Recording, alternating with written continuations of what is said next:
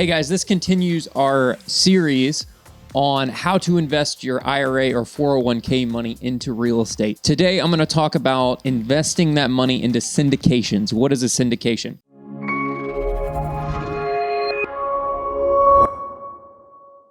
I'm Brad from probatehouseguy.com. I am a real estate investor, and I actually specialize in the niche of probate and inheritance properties. Been doing that for a number of years.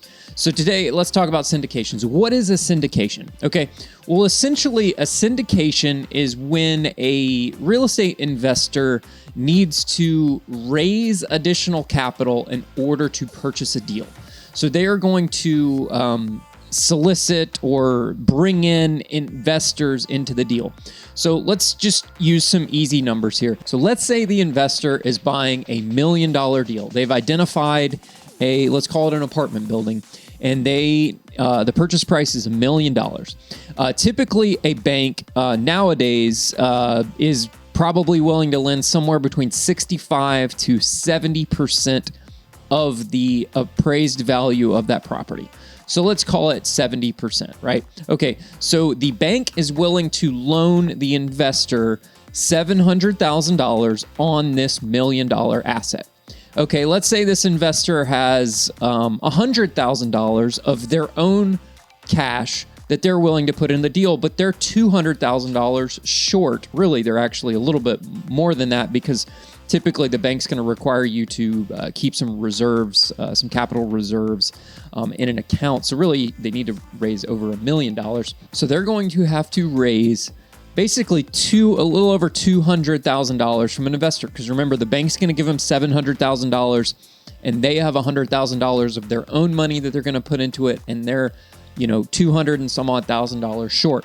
So what they're going to do is do what's called a syndication, where they're going to bring other partners into the deal to raise that extra $200,000 for the down payment. And remember, the investor is usually setting up an LLC. And the way these deals typically work is the investor is going to set up an LLC, and there are going to be general partners and limited partners. A general partner is typically the investor, maybe a manager or something, and they're basically in charge of, they own the asset. They're in charge of the day-to-day operations of this LLC, of this company, right? Limited partners are typically just cash investors. Sometimes they're investors just own a partial ownership. For example, sometimes maybe a broker brings the deal to this individual, and the broker, in lieu of receiving all of their commission, might ask for like a percentage ownership in the property, in which case they would just become a limited partner. And a limited partner has no say-so in the day-to-day operations of the company, but they are technically a partial owner in the company. So typically speaking, when a real estate investor is doing a syndication, they're going to raise capital from investors, and those investors are going to be limited partners.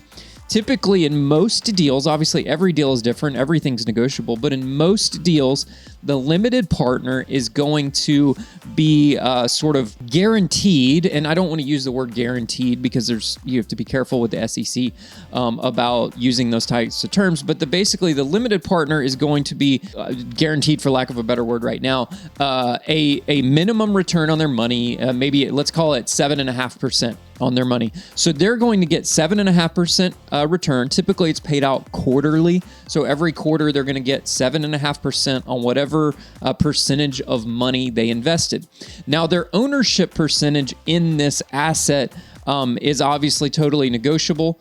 For the sake of this project, let's just call it 30% or 33%. So let's say that the investor is going to invest $200,000 in this deal, and they're just going to partner with this other investor, and the other investor is basically fronting the rest of it. So the main investor, the general partner that sort of put this whole deal together, they own 66%, and the limited partner owns 33%. As a limited partner in this deal, they're going to get 7.5% on their money, and then typically there's what's called a pro forma, where they basically spell out the terms of the deal. These are our goals. We're going to increase rent. We're going to reduce operating costs, which in turn is going to increase the net operating income of the asset. Commercial real estate is valued off of the net operating income of the asset. So the more net operating income that the asset generates, the more valuable that asset is. So most commercial operators are trying to increase the NOI, which is the net operating income. They do that through increasing the gross income, the top line revenue, and also reducing operating costs to make that net number larger. If they can make that net number larger, they make the asset worth more. So basically, the investor says, hey, I'm going to improve this asset. I'm going to do some rehab work on this asset. I'm going to raise rents. I'm going to reduce operating costs, all of the above to increase the NOI. And that is going to take 2 years. So they're going to hit a goal, or they're going to say, we have a goal of 2 years. So if they do that in 2 years, their goal is actually to go refinance the property with a different bank, maybe with the same bank. Typically, commercial real estate loans are on shorter term loans. They're typically amortized no more than 20 to 25 years. And typically speaking, they're on either 5, 7, or 10-year balloons, which means even though it's amortized over 20 years, it has to be refinanced or paid in full every 10 years or 7 years or 5 years, whatever that balloon amount is. But the investor's goal is after 2 years, once they've stabilized this asset, once they've improved the NOI and increased the value, they're going to go back to the bank and actually borrow or refinance the property and try to borrow more money. So let's say they do all these things and they increase the value of this asset to $1.5 million. Remember, it was originally $1 million. Now they've increased it by to $1.5 million. So they're going to go back to the bank, and the bank is going to give them 70% of the value of that asset. And essentially what they're going to be able to do is actually cash out their limited partner investors. So they're going to be able to borrow more money than they originally did and pay back their limited partner investors. And the investors can either choose to roll that money into another deal, or they can stay in the deal for a sort of a different pre-negotiated return. And obviously every deal is different, but that's essentially how syndication works.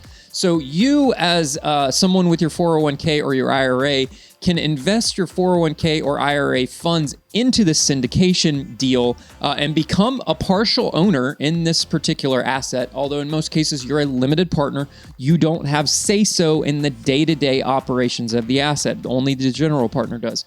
But that's another great way to invest in real estate with your 401k or your IRA. So I hope that makes sense to you today.